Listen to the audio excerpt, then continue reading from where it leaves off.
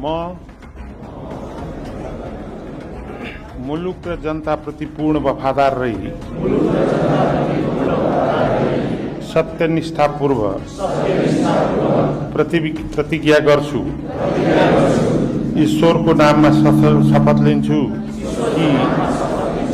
कि नेपालको सार्वभौम सत्ता, राजकीय सत्ता नेपाली जनतामा रहेको नेपालको संविधानप्रति पूर्ण वफादार रहँदै प्रतिनिधि सभाको सदस्य पदको कामकाज प्रचलित कानूनको अधीनमा रही मुलुक र जनताको सोझो चिताई कसैको डर नमानी पक्षपात नगरी पूर्वाग्रह वा खराब भावना नलिई पदीय गोपनीयता कायम राखी ईमानदारीता साथ काम गर्नेछु। धन्यवाद।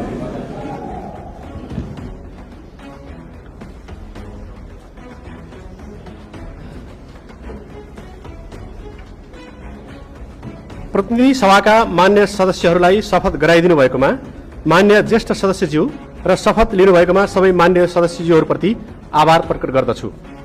मान्य सदस्यज्यूहरूलाई शपथ पत्रमा आफ्नो नाम, थर र मिति लेखी हस्ताक्षर गरिदिनु हुन अनुरोध गर्दछु।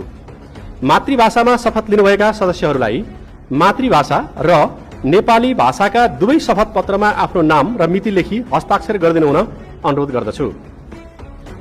मान्य सदस्यहरूलाई आफ्नो शपथको फाइल यस कक्षको बाहिरको करिडोरमा बसेका सचिवालयका कर्मचारीहरूलाई बुझाई संघीय संसदको लोगो र ब्याग त्यहीबाट प्राप्त गर्नुहुन अनुरोध गर्दै प्रतिनिधि सभाका लागि सम्वत 2082 साल फागुन 21 गते सम्पन्न भएको निर्वाचनको अन्तिम परिणाम सहितको प्रतिवेदन 2082 साल चैत 5 गते निर्वाचन आयोगले सम्माननीय राष्ट्रपति समक्ष बुझाएको बेहोरा यहाँहरू समक्ष स्मरण गराउन चाहन्छु।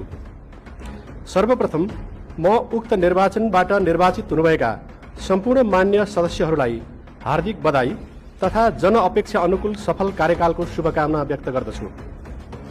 जेन्जी आन्दोलनको क्रममा अन्तर्राष्ट्रिय सम्मेलन केन्द्र नयाँ बानेश्वरमा रहेको संघीय संसद भवन क्षतिग्रस्त हुन गई सभा सञ्चालन योग्य नभएको र निर्माणाधीन भवन समेत तयार नभएकोले उक्त भवन संसद सचिवालयलाई हस्तान्तरण हुन नसकेपछि सभा सञ्चालनको प्रबन्ध गर्नमा हामी निकै विलखबन्दमा पर्यौं।